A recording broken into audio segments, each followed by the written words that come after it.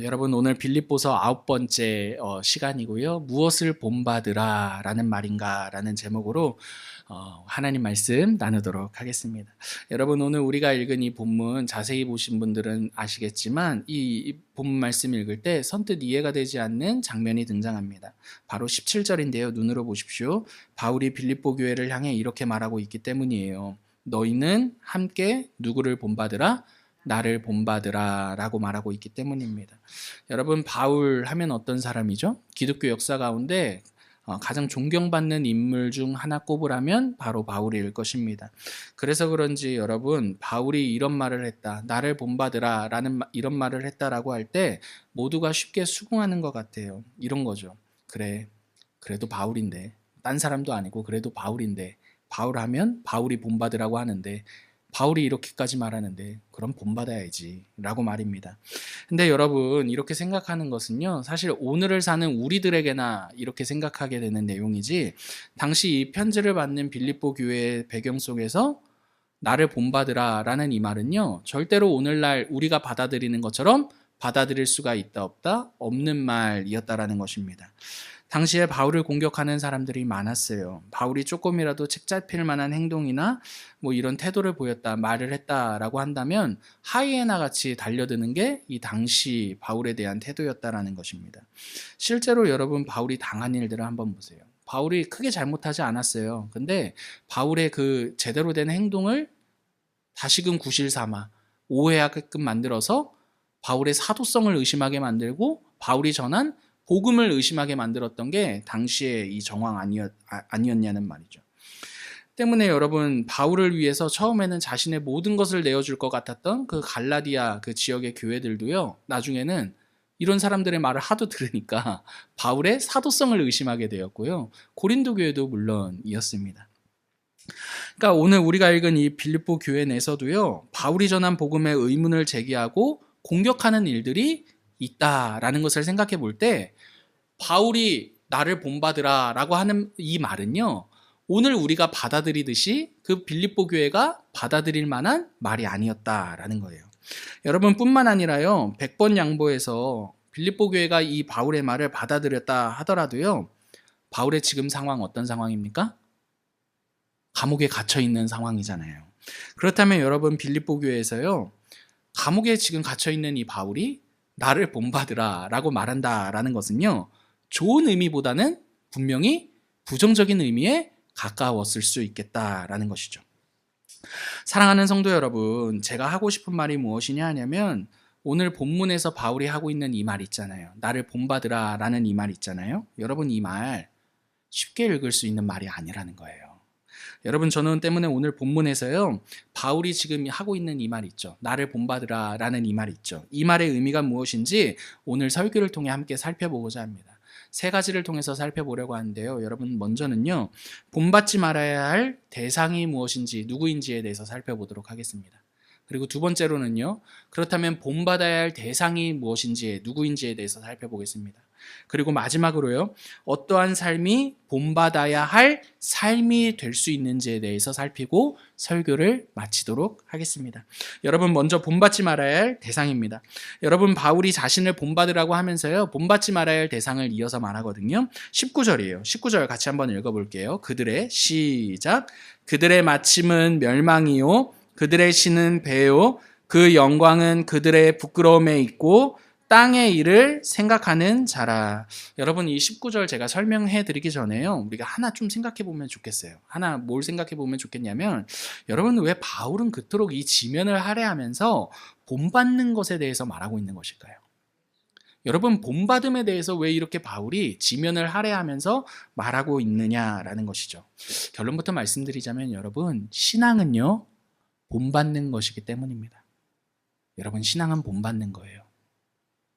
여러분 제가 일전에 청년부를 섬길 때 그 청년부 안에서요, 의사인 청년 한 사람을 만났어요. 제가 그 청년과 얘기하면서 제가 뭐 의사 선생님을 만날 일이 뭐 병원 말고는 없으니까 사적으로 만날 일이 뭐 작겠습니까? 그러니까 그 청년 통해서 의사에 대한 이해, 제가 그동안 몰랐던 내용들을 좀 듣게 됐는데, 여러분 저는요 학교 졸업하면 의사가 되는 건 줄 알았어요. 우리가 대학 졸업하면 자기 전공 따라서 취업하고 뭐 그러듯이 대학 학부 때 전공이 있고 그 전공 잘 공부하면 그 전공 의사가 되는 건 줄 알았어요. 근데 그 청년에게 들으니까 학교를 충분히 공부를 하고 나서도 그 1년의 인턴과 레지던트와 전문의 과정, 이 모든 과정을 거쳐서 이 의사가 되는 것이다, 이런 이야기를 하더라고요. 물론 학교만 졸업하고 되는 의사도 있겠지만 그 분야의 전문가, 그 전문의가 되기 위해서 그 기관들이 필요하다라는 거예요. 그러니까 공부만 해서 되는 것이 아니라 그 기관들이 어떤 기관입니까? 철저히 선생님께로부터 보고 듣고 배우는 도제식 교육이 이루어져야지만 비로소 의사가 될 수 있다라는 말을 듣게 되었습니다. 여러분 신앙도 마찬가지예요. 여러분 신앙 있잖아요. 그거 나 혼자 잘 되고 잘 믿고 잘 배우고 잘하면 되지. 나 혼자 잘하면 되지. 이렇게 쉽지만요. 여러분 절대 그렇지 않습니다. 여러분 신앙 역시도요. 보고 듣고 배우는 철저히 어떠한 교육? 도제 교육이라는 거예요, 여러분.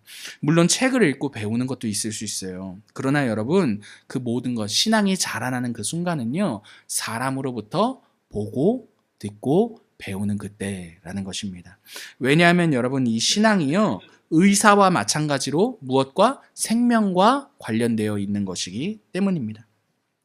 여러분 제가 그 청년의 말을 듣고 곰곰 생각해 보니까요, 제가 담임 목회하는 데 있어서도요 단순히 학교 졸업하고 목사 안수받고 땡 목사다 이러지 않았다라는 생각이 들었어요. 다양한 담임 목사님을 통해서요 부교육자로 있으면서 다양한 담임 목사님으로부터 그 내용들, 목회에 대한 내용들을 보고 듣고 배웠다라는 것이죠. 여러분 뿐만 아니에요, 함께한 성도님들께로부터도 보고 듣고 배웠다라는 것을 제 삶을 통해 한번 생각해 볼 수 있었습니다. 여러분 이렇게 신앙이라는 것은요, 여러분 서로와 서로에게 보고 듣고 배우는 것입니다, 여러분. 그럼에도 여러분 분명히요 우리 가운데 이런 생각 가질 수 있으실 분들도 계실 거예요. 어떤 생각입니까? 나는 보고 듣고 배울 게 없어. 아니 뭐 그럴 사람이 있어야 보고 듣고 배우는 거지. 아유 교회 와도 하나도 배울 사람 아무도 없어. 여러분 뭐 이렇게 생각하실 수도 분명히 있을 것입니다. 여러분 그런 말들 충분히 이해됩니다. 저 역시도 그러한 마음, 어떤 마음인지 경험해 보았기 때문입니다. 근데 여러분 한번 우리가 곰곰이 한번 생각해 봐야 될 게 있어요. 무엇이냐면 바로 예수 그리스도입니다. 여러분 예수님께서요 우리와 같은 사람의 육신을 입고 이 땅에 오셔서 행하신 일이 무엇인지 아십니까, 여러분? 그분이요 보고 듣고 배우셨다라는 사실이에요. 여러분 누가복음 2장 52절에 보면 예수는 그 지혜와 키가 자라가더라라는 말이 있죠. 기억하시죠? 여러분 그분의 지혜가 자라갔다라는 이 말의 의미가 무엇이냐면 그분이요 보고 듣고 배우셨다라는 말의 의미예요. 여러분 생각해 봅시다. 예수님을 누가 가르칩니까? 예수님이 과연 누구에게 배움을 받으실 수 있겠냐라는 것이죠. 하나님이시잖아요. 근데 그럼에도 불구하고 그분은요 주변을 통해 보고 듣고 배우셨습니다.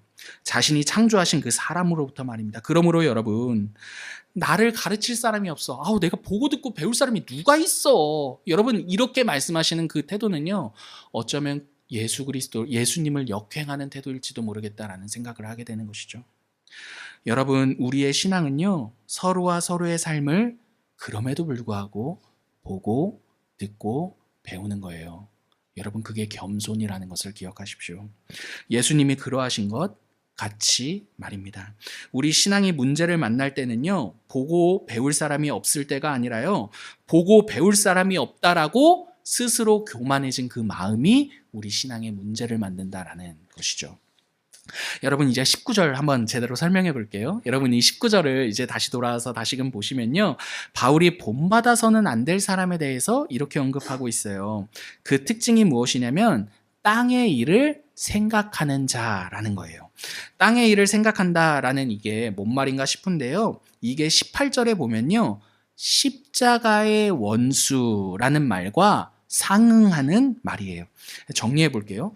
바울이 본받지 말아야 할 사람들을 뭐라고 말하느냐 하냐면요 십자가의 원수, 그러니까 십자가와 정반대로 사는 땅의 일을 생각하는 사람이야 라고 말한다라는 것이죠. 그럼 여러분, 이렇게 십자가의 원수요, 정반대로서 땅의 일을 생각하며 사는 사람들의 특징이 무엇일까요? 결론부터 말씀드리자면 여러분, 자기에게 취해 있는 사람이 바로 땅의 일을 생각하는 사람이며 십자가의 원수라는 거예요. 자신이 이루어낸 성공에 취해 있고 자신이 얻어낸 결과 안에서만 비로소 만족을 누리고 있는 그 사람이 바로 십자가의 원수이며 땅의 일을 생각하는 사람이라는 거예요. 여러분, 이게 무슨 말인지 조금 더 들어보십시오. 저는 단순히요, 여러분들이 우리가 이루어낸 성공과 결과가 나쁘다라고 말하고 싶은 게 아니에요. 들어보세요. 여러분, 이렇게 나 자신에게 내가 이루어낸 성공과 결과에 막 심취해 있고 그 안에서만 비로소 만족을 누리는 사람들에게는요, 두 가지 태도가 드러나요. 그 두 가지 태도 중에 첫 번째는요, 내가 이루어낸 것들을 자랑하고 싶은 마음이거나 또는 내가 이루어낸 그 성공이 없기 때문에 초조해지는 마음이에요. 그 자랑하고 싶은 마음과 이루어낸 것들이 없기 때문에 초조해진 마음이라는 것이죠. 한번 생각해 보시죠. 여러분, 왜 자랑하고 싶거나 왜 초조해지는 거죠? 우리의 마음이? 내가 이 땅에서 이루어낸 성공과 결과보다 더 좋은 게 없다라고 여기기 때문인 거죠. 내가 이루어낸 그 성공과 결과보다 더 좋은 건 없어 라는 그 마음이 우리로 하여금 그것들을 자랑하고 싶게 만들거나 우리로 하여금 그것들이 없기 때문에 마음의 헛헛함을 느끼게 만든다라는 거예요. 여러분, 우리는요, 우리의 성공과 결과를 사랑할 때 그것을 얻고자 초조해져요. 또는 내가 이룬 성공들을 너무나 사람들에게 자랑하고 싶어 하는 거죠. 그래서 어떻게 해서든지 그것들을 더 얻어내거나 또는 얻어낸 그것들을 유지하고 싶어 하는 그 마음이 굉장히 커진다라는 거예요. 그게 바로 바울이 말하는 땅의 일을 생각하는 사람들이라는 거죠. 여러분, 우리가 이루어낸 성공과 결과보다 우리 인생에 더 좋은 것은 없을 거야 라고 생각하는 그 우리의 태도를 한번 생각해 보세요. 여러분, 만약에 나의 대학을 내 성공과 결과로 여기는 사람 있잖아요. 나에게는 내가 이루어낸 이 대학보다도 더 좋은 결과가 없어 라고 생각하는 그 사람은요, 어디 가서 무슨 얘기하는 거 좋아할까요? 대학 이야기하는 거 좋아할 거예요. 여러분, 만약에 결혼을 그렇게 여기는 사람이라면요, 어디 가서 자신의 그 결혼한 이야기를 하는 것들을 너무나 좋아할 거예요. 자녀를 내 성공과 결과로 여기면서 그것들을 사랑하는 사람은요, 자녀에 대해서 말하는 것을 좋아할 거죠. 집이 한 채가 있네 없네, 그것들이 내 자랑과 어떤 내 성공과 결과라고 그것들을 사랑하는 사람들에게는요, 그 집을 어떻게 샀는지 그것들을 말하는 그 내용들을 가지고 엄청 기뻐할 것입니다. 여러분, 저는 단순히요, 우리가 말하기 좋아하는 그 주제들을 판단하거나 정죄하려고 하는 이런 말을 하는 게 아니에요. 여러분, 그 말을 하고 있는 그것들을 막 신나게 말하고 있는 우리의 마음을 한번 돌아보자라는 거예요. 내가 얼마나 내가 이룬 그 성공과 결과에 모든 만족을 두며 그 말을 하고 있는지 그 마음의 상태, 우리의 마음의 태도를 한번 살펴보자라는 것이죠. 여러분, 이와 반대의 경우도 있어요. 이와 반대의 경우는 무엇이냐면, 내가 이루어낸 그 성공과 결과를 너무나 사랑하게 되잖아요. 여러분, 성공과 결과가 없다라는 사실로 인해서요, 그러한 주제를 말하기 싫어하는 경우도 발생합니다. 이 주제들을 막 자랑하고 싶은 것도 있지만 이 주제들을 말하기 꺼려지는 태도도 우리에게 그와 반대로 생길 수 있다는 거예요. 여러분, 우리가 왜 대학 이야기를 싫어하는 것입니까? 어쩌면 내 만족이 거기 있기 때문일 수도 있어요. 여러분, 왜 우리가 자녀 이야기를 하기 싫어하는 것입니까? 내 만족이 거기 있기 때문일 수도 있어요. 여러분, 왜 우리가 직장 얘기, 남들에게 내가 어떤 직장에 종사하고 있습니다를 말하기 꺼림직스러운 마음을 갖고 있습니까? 내 성공과 만족의 결과가 거기 있다라고 생각하기 때문일 수 있다라는 것이죠. 사랑하는 여러분, 우리는요, 이렇게 우리 자신에게 심취해 있고 이렇게 취해 있을 때 내가 이루어낸 성공과 결과가 무엇인지 굉장히 집착하게 될 거예요. 그리고 이는 오늘 본문에서 바울이 말하는 땅의 것들을 생각하는 사람들이고요, 그러한 자들은 십자가의 원수라는 거예요. 여러분, 바울이 왜 땅의 일을 생각하는 사람들, 이러한 태도를 가진 사람들을 십자가의 원수라고 말하는지 그 이유는 너무나 분명해요. 왜 그러느냐 하냐면 예수님께서 십자가에 달려 죽으신 이유가요, 우리 자신에게 심취해서 사는 우리를 건져내시기 위함이었거든요. 근데 여전히 그 반대로 내 자신에게 심취해서 살겠다라며 땅의 일을 생각하며 살아가니 그 사람들이 당연히 십자가의 무엇이다? 원수라고 말하는 것이죠. 좀 더 설명해 볼게요. 여러분, 예수님께서 우리에게 이렇게 말씀하시는 거예요. 예수님의 구원은, 예수님의 십자가 사건은 우리에게 이렇게 말하는 거죠. 이제 더 이상 너 스스로에게 심취해서 너의 성공과 결과에 매이지 않아도 돼. 내가 너를 위해 나의 생명을 준 이유는 너 스스로에게 심취해서 사는 너의 삶으로부터 어떻게 하기 위해? 건져내기 위함이야. 이제부터는 너는 너의 성공과 결과에 심취해서 거기에 만족두며 사는 인생이 아니라 내가 너를 위해 이루어낸 성공과 결과 안에서 사는 삶을 살아. 여러분, 이게 십자가의 의미라는 것이죠. 근데 여러분, 십자가의 원수들은요, 이렇게 말한다라는 거예요. 아니에요. 주님 아닙니다. 저는요, 내가 이루어낸 성공과 내가 이루어낸 그 결과만이 나 자신이라고 여길 거예요. 나는 계속해서 나에게 심취해서 살 것이니 당신의 성공 안에서 살라는 말이란 하던들 마소서. 여러분, 이게 바로 어떤 태도다? 땅의 일을 생각하는 사람들이며 십자가의 원수로서 자기에게 심취해서 사는 사람들의 마음 태도라는 것이죠. 그러므로 사랑하는 성도 여러분, 교회에서 본받지 말아야 할 대상이 무엇입니까, 여러분? 나에게 심취해 있는 사람인 거예요.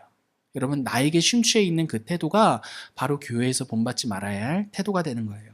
우리가 이루어놓은 그 성공과 그 결과 있잖아요. 여러분들 아시잖아요. 우리가 이루어낸 그 성공과 그 결과 있잖아요. 아무도 손에 쥐고 갈 사람 없을 거예요. 여기에 다 두고 갈 겁니다, 여러분. 우리가 자랑하고 만족 삼는 그것이 우리의 유일한 성공과 결과가 될 때 우리가 자랑했던 그 모든 것들은요, 여러분, 결국에 부끄러움이 될 것이고요. 그 마지막은 멸망이 될 것입니다. 그게 19절에 바울이 이렇게 말하는 거예요. 눈으로 보세요. 그들의 마침은 무엇이요? 그들의 마침은 멸망이요. 그 영광은 그들의 무엇에 있다? 부끄러움에 있을 거야. 이런 말을 하는 거죠. 그렇다면 여러분, 두 번째, 우리가 본받아야 될 대상이 무엇일까요? 본받지 말아야 할 대상은요, 자기 자신에게 심취해서 사는 사람의 태도예요.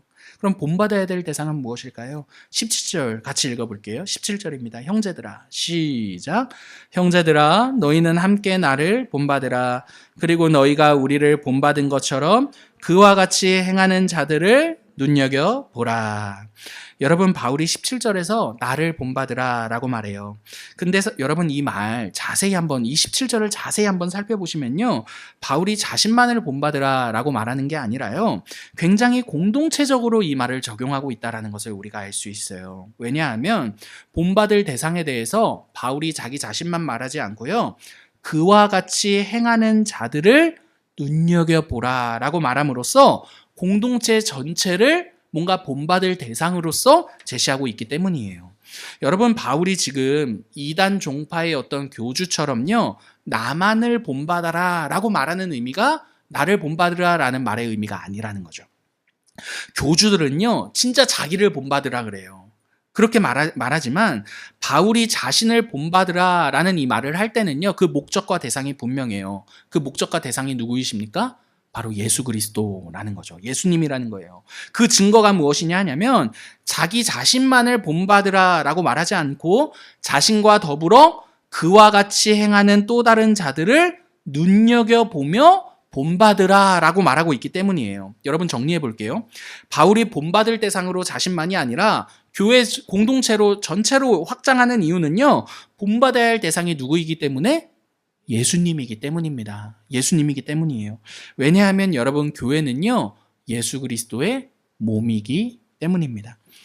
여러분, 바울에게 교회는요, 그리스도의 몸이었어요. 때문에 어떤 특별한 한 사람에 의해서 교회 공동체가 좌지우지 되는 것이 아니라고 생각했고, 때문에 이런 생각에 의해서요, 나만을 본받을 게 아니라 그 본받아야 될 대상을 어떻게 확대해요? 교회 공동체로 확대하는 것이죠. 여러분, 만약에 바울이 교회를 그리스도의 몸으로 보지 않았더라면 만약에 바울은 자기 한 사람을 굉장히 크게 봤을 거예요. 교회보다 자기를 크게 봤을 거예요. 교회가 예수님의 몸이라는 사실을 잊었더라면, 몰랐더라면 이 교회보다 그 교회 앞에 탁월함을 드러내는 자기 자신을 가장 크게 보았을 거예요. 그렇다면 여러분, 이런 맥락에서 만약에 바울이 나 자신을 본받으라 라고 말했다라면 여러분, 이단 종파 교주와 같은 말이었겠죠. 그러나 여러분, 바울은요, 교회보다 자기를 크게 볼 수가 없었어요. 왜요? 교회는 무엇이기 때문에? 그리스도의 몸이거든요. 여러분, 이러한 맥락에서 저의 자신을 돌아볼 때요, 여러분, 저 역시도 동일합니다. 여러분, 담임 목회자로서요, 교회에 대해 맡겨진 책임이 있다라는 것을 알고 있어요. 그러나 여러분, 이 교회는요, 저 한 사람만의 교회가 절대로 아니라라는 거예요. 여러분이 주목해서 보아야 할 사람은요, 저 한 사람이 아닙니다. 물론 앞에 서서 말을 많이 하고 앞에 많이 나서니까 눈에 띌 수는 있겠죠, 제 자신이요. 그러나 그럼에도 여러분, 교회는요, 담임 목사 한 사람만의 교회가 아니라라는 거예요. 우리 모두 각자에게 주어진 책임을 가지고요, 교회의 구성원으로 옳은 길을 힘써 걸어야 할 우리 모두가 무엇이다? 그리스도의 몸이라는 것이죠. 여러분, 그래서 교회는요, 담임 목사 같이 또는 어떤 영향력을 행사하는 어떤 그 한 사람, 그 사람이 남는 공동체가 아니라요, 우리를 그분 자신의 몸으로 부르신 누가 남아야 합니까? 예수님이 남는 공동체가 바로 교회라는 거예요. 여러분, 이런 맥락에서 바울이 나를 본받으며 그와 같이 함께 행하는 사람들을 본받아서 누구를 봐라? 예수를 봐라 라는 게 나를 본받으라 라는 말의 의미가 된다라는 것이죠. 사랑하는 성도 여러분, 때문에 제가 담임 목회자로서요, 이 교회를 섬길 때 가장 바라는 일 한 가지가 있다면요, 여러분, 제가 이 섬긴 모든 이 교회 가운데서 머무는 시간들 속에서요, 여러분, 제 어떤 목회자나 또는 영향력 있는 그 한 사람이 남는 것이 아니라요, 우리 모두의 인생 가운데 예수 그리스도가 남는 것입니다. 여러분, 이게 제가 정말 목회자로서 간절히 바라는 일이에요. 여러분, 설교라는 이 목사의 이 역할도 마찬가지입니다. 우리 성도님들은 뭐 그럴 분들이 많지 않으시지만, 여러분, 제가 설교를 딱 끝내고 목사님, 오늘 설교 은혜 많이 받았습니다. 목사님, 어떻게 이렇게 설교를 아무도 그런 말은 안 하시지만, 목사님 어떻게 이렇게 설교를 잘하십니까? 여러분, 막 그렇게 할 때 여러분, 제가 막 기쁠 것 같죠? 기쁩니다. 기쁜데 여러분, 그것보다도요, 여러분, 제가 진짜 바라는 게 있습니다. 여러분, 설교 후에요, 권 목사 설교 잘하는데, 여러분, 이게 남고 싶은 것이 아니라요, 여러분, 진짜 제가 바라는 것 한 가지는요, 목사님, 예수님이 그렇게까지 아름다운 분이셨습니까? 아니, 예수님이 그렇게까지 우리를 사랑하시는 분이셨습니까? 여러분, 정말 목회자가 설교를 잘한다는 내용이 남고 싶지가 않고요, 설교의 행위를 통해서요, 정말 우리 주님이 남았으면 좋겠다라는 마음이 있습니다. 여러분, 정리해 볼게요. 바울이 자신을 본받으라 라는 이 말의 의미는요, 자기 한 사람의 영향력을 행사하고자 하는 말이 아닙니다. 이를 통해서요, 우리 가운데 우리를 부르신 누구를 함께 보자? 예수를 함께 보자라는 초청이라는 거예요. 야, 우리 주님은 얼마나 아름답냐? 나를 본받음으로써 누구를 보자? 그리스도를 보자. 우리 함께 서로와 서로를 본받음으로써 누구를 보자? 예수를 보자라는 것이죠. 때문에 바울은요, 자기 자신이 감옥에 있음에도 불구하고 빌립보 교회를 향해 당당하게 말하는 거예요. 너희는 나를 본받아라. 그리고 우리를 본받아 행하는 그 사람들을 주목해서 봐라. 야, 뭐가 보이냐? 감옥에 갇혀 있는 내가 보이냐? 아니잖아. 감옥에 갇혀 있는 나를 통해 누가 보인다? 그리스도가 보이지 않느냐. 이 힘든 가운데서도 우리가 함께 바라봐야 할 분은 누구이시다? 예수 그리스도야 라는 게 바로 나를 본받으라 라는 말의 의미가 된다라는 거예요. 여러분, 그렇다면 여러분, 우리를 본받음으로써, 우리가 서로와 서로의 인생을 본받음으로써 우리가 봐야 할 예수 그리스도, 그렇게 그리스도를 보이게 할 수 있는 그 삶이 어떠한 삶인지 여러분, 본문은 이어서 이렇게 말하고 있어요. 20절 같이 읽어볼게요. 그러나 우리의 시민권은 하늘에 있는지라 거기로부터 구원하는 자 곧 주 예수 그리스도를 기다리노니. 빌립보 교회에서 여러분, 시민권 얘기가 나오는데, 빌립보라는 이 도시에서 시민권이라는 의미는요, 그들의 정체성이라는 의미였습니다. 왜냐하면 여러분, 빌립보 사람들은요, 지금 무슨 시민권으로 그 땅을 살아요? 로마의 시민권으로 그 땅을 살고 있는 거거든요. 빌립보에 살고 있지만 로마의 시민권을 가진 사람으로서 그 땅, 빌립보이긴 하지만 거기에서 무엇을 사는 거예요? 로마의 사람으로 로마를 살고 있는 것이거든요. 그들은 그 도시의 이름이 빌립보였음에도 불구하고요, 로마의 시민권을 가진 자로서 그곳을 빌립보가 아닌 로마로 살았습니다. 여러분, 우리나라 보시면요, 설해마을이라고 있어요. 설해마을 잘 아시죠? 거기 가면 저도 뭐 많이 가본 건 아닌데 2번 가봤나? 이런 거 가보면 프랑스 마을이라고 있어요. 프랑스 사람들이 모여 사는. 제가 왜 프랑스 사람들이 여기 모여 살지 하고 봤더니, 옛날 KTX를 프랑스 기술 이전받을 때 그 기술자들을 그 마을에 같이 거주하게 살게 만들었대요. 거기에 정착할 수 있도록 그 마을 하나를 뭐 집을 내줬나 봐요. 어떻게 뭐 아무튼 뭐 그러면서 프랑스 사람들이 거기에 다 모여서 살게 되고, 그러면서 그 설의 마을 한복판에 프랑스 사람들의 그 마을이 생기게 되었다라는 거죠. 여러분 그 동네 보시면 아시겠지만 프랑스인들의 감성이 묻어나는 가게들이 있어요. 그리고 우리나라 정서와 문화로는 만들어낼 수 없는, 그런 손길로는 만들어낼 수 없는 그 프랑스 사람들의 분위기가 나요. 여러분, 프랑스 사람으로서 그곳을 어떻게 만들었어요? 작은 프랑스로 만든 거죠. 그죠?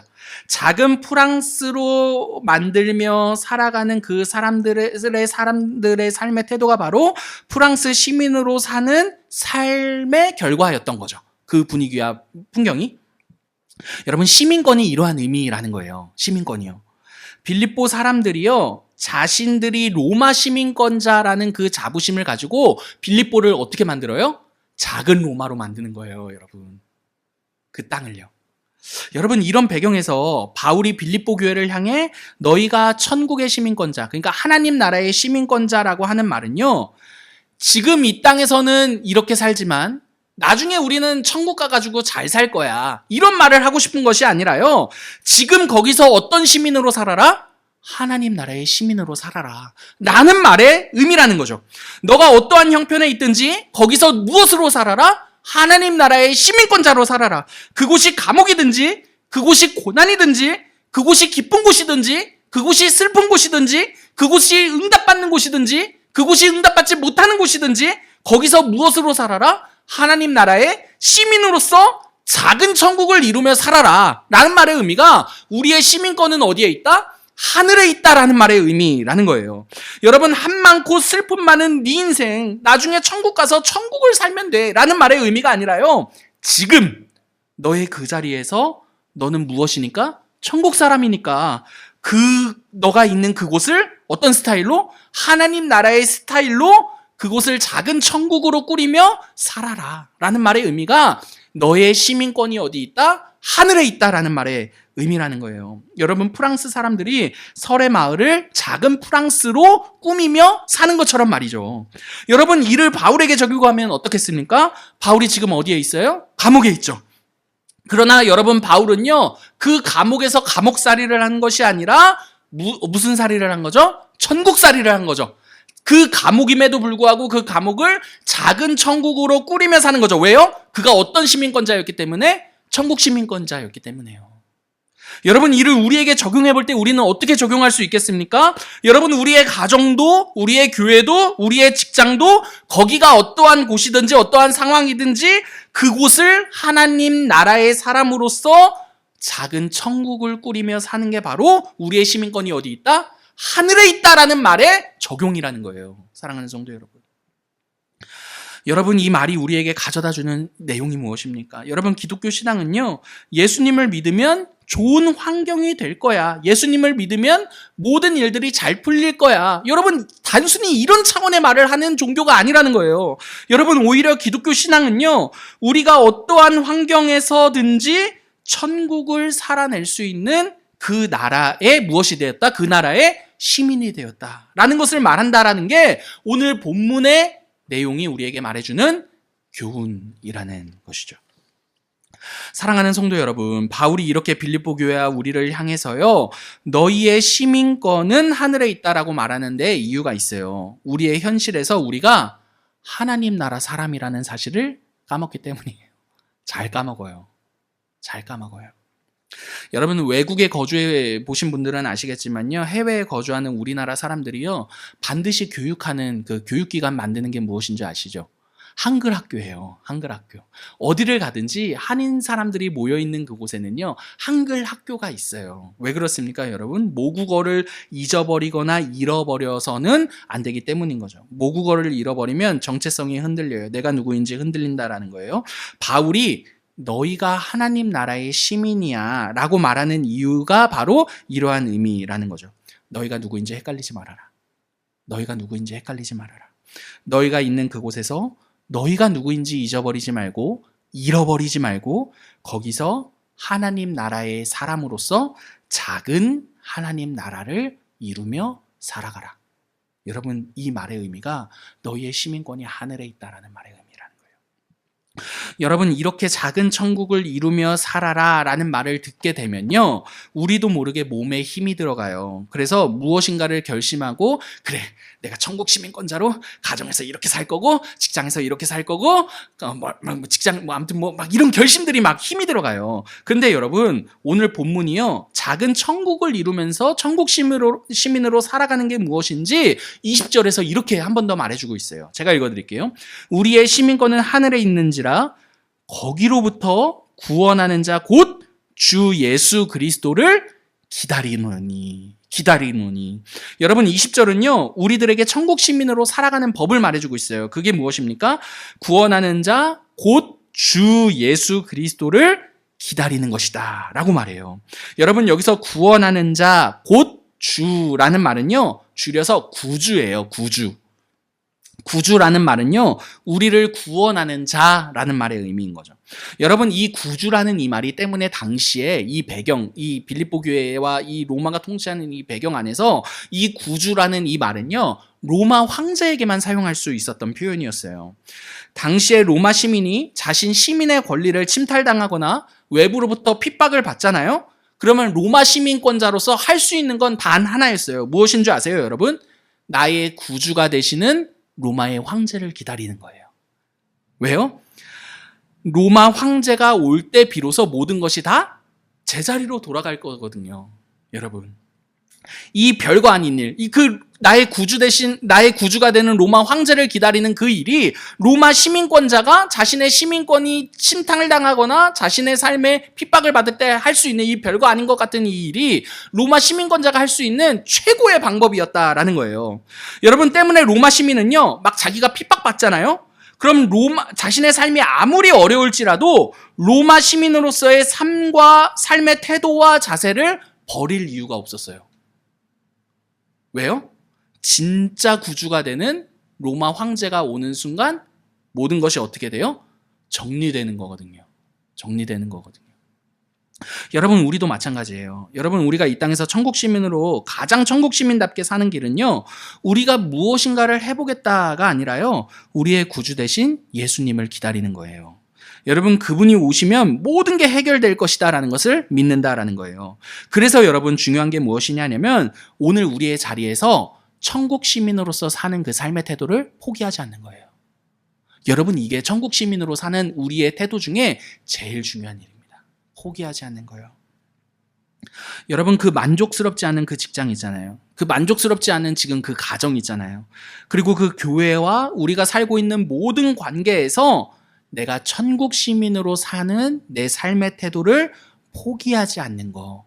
여러분, 그게 시민권자로서, 천국 시민권자로서 사는 우리가 할 수 있는 제일 좋은 길이라는 것이죠. 여러분, 오늘 본문 보세요. 바울이요, 감옥에 있어요. 근데 바울이 그 감옥에서조차 그렇게 억울하고 수치스러운 그 삶의 자리에서조차 무엇을 포기하지 않아요? 천국 시민권자, 맞아요. 하늘 시민권자로서의 삶을 포기하지 않는 거예요. 사랑하는 성도 여러분, 이렇게 우리의 신앙이 훌륭해지고 뭔가 서로의 본과 본이 되는 삶은요, 포기하지 않는 거예요. 여러분, 포기하지 않는 거예요.